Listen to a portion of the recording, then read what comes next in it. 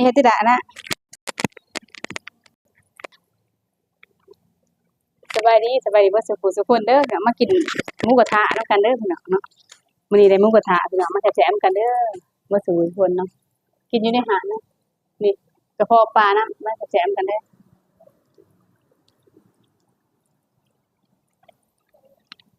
แล้วแม่หอยนางรมหอยนางรมนำกระเพาะปลา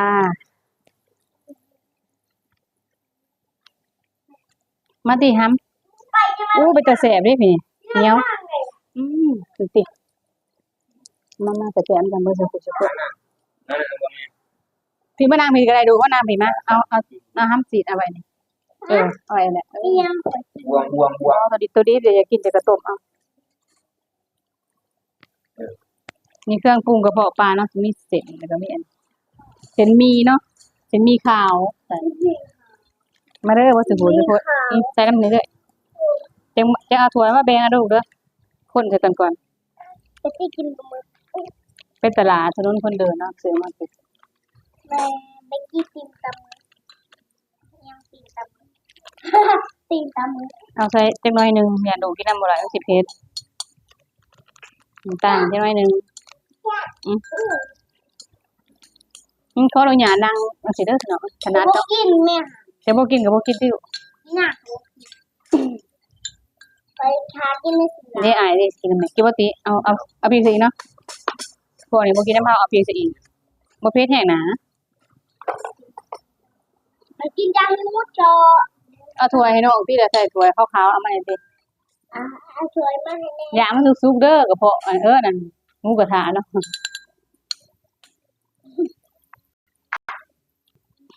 ไฟไหม้เพราะว่าทางหันเขาเปิดเพลงเนาะแต่แซ่บพี่น้องมาเลยแซ่บกันเบิดแม่ปลาหมึกแต่แซ่บมันเอาบวงก่อนถ้าให้น้องอันที่หำสู้หรือบ่กุ้งปีนแน่ถ้วยคอยกินถ้วยได้ถ้วยน้ำอ้ายถ้วยคือมาหน่อยเบิ่งแล้วมาแซ่บกันติดูอีกอยู่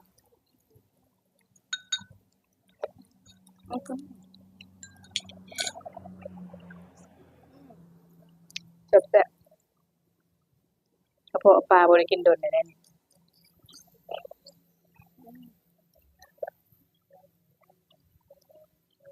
แซ่บ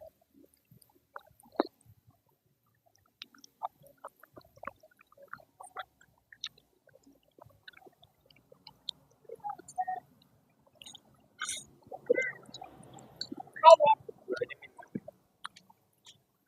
แม่เดี๋ยวแป๊บนึงสุกหรือว่ากุ้ง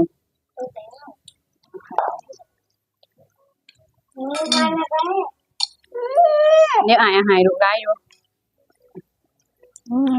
มากกว่าเจ้าหน้าตัวอย่างครับได้ถั่วดองนะคิดให้น้องก่อนเอากุ้งน้องมากินกุ้งถั่วเยอะมากแซ่ถั่วมาตัวเอาเจียวอยู่บ่นี่ครับคือบ่เอาเจียวตัวเจียวอยู่บ่ล่ะ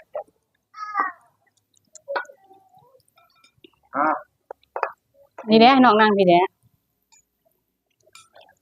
จะนั่งที่บ่ล่ะนั่งที่มาซั่นมาแซ่บกันเด้อบ่ถือกะสิกระถึกเนาะอย่าไปบายเนี่ย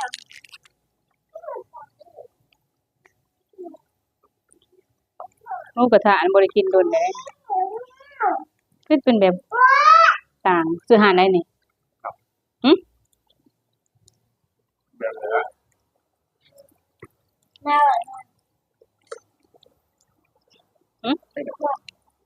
เอาไว้ให้แม่เอาที่หัวมัน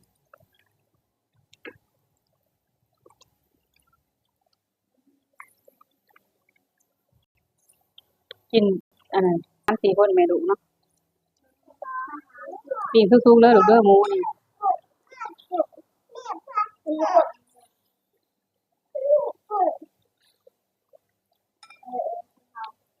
เอาเส้นให้น้องนี่ติเส้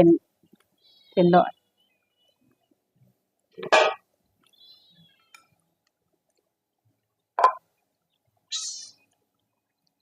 เป็นเพื่อนหา บ่หอดแล้วไปหันบ่แม่อู้ แก้ก่อนติเป็นแก้วมันเป็นได้ต่างๆบ่ว่าแก้วมันคือแบบละเอียดแฮงกว่าเก่าบ่ได้เรื่องแซ่บๆกัน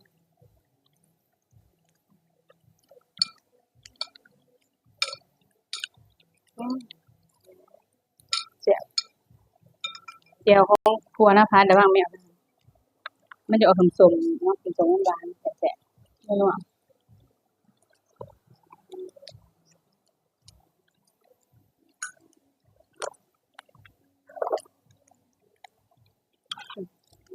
ปลาหมึกกรอบ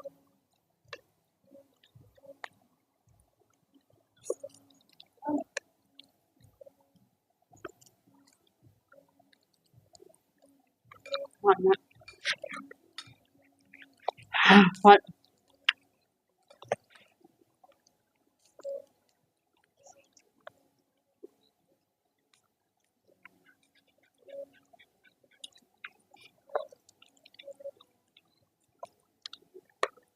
มานั่งไปดิโดะมานั่งไปดิ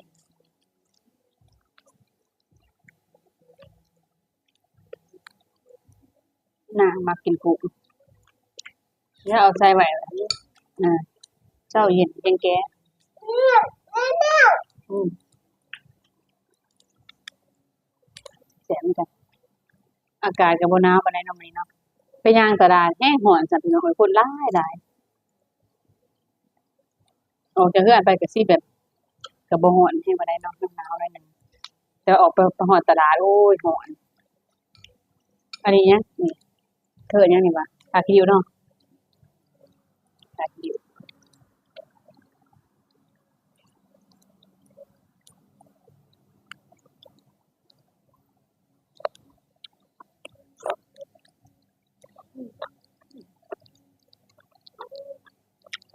จ้ะ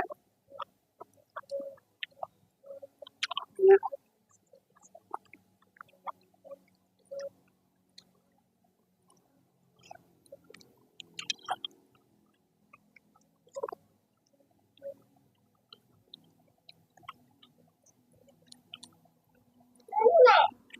แซ่บบ่ลูกบ่กินเอาหยังคือสุกกันหมู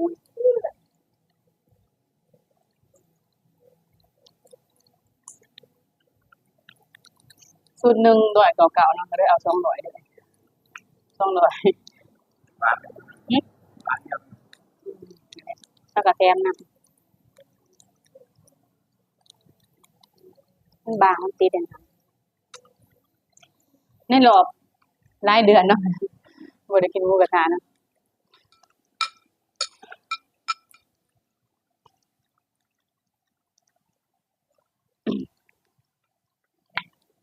เพราะว่ามันสิดุเพราะว่ามันอืมมันจะมูด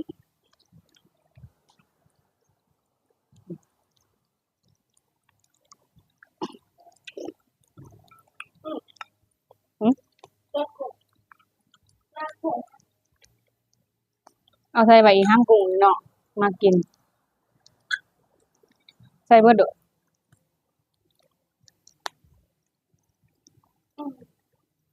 เอออืม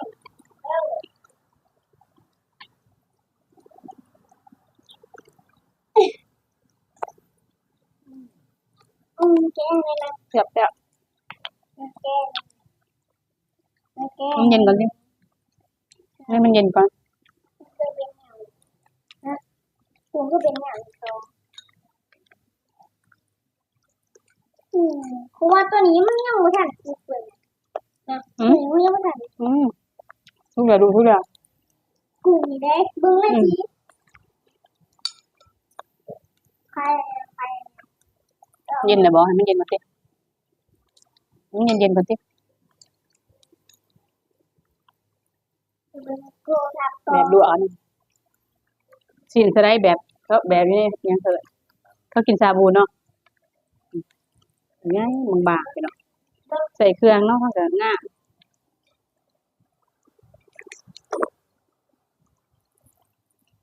อืม อืม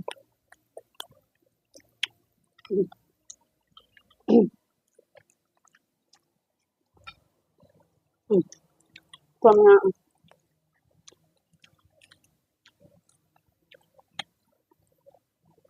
บางคักนะอืมความงามดีบางๆแซ่บๆ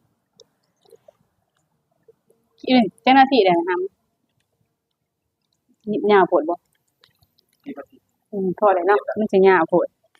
คลิปนี้ก็ขอบคุณพี่น้องหลายๆเด้อที่เขามาเบิ่งมาชมมาให้กำลังใจเด้อพอกันคลิปหน้าเด้อพี่น้องเด้อสบายดีเด้อบ่สู้สุขคนเฮงๆปังๆบ่สู้สุขคนเด้อพี่น้องบ๊ายบาย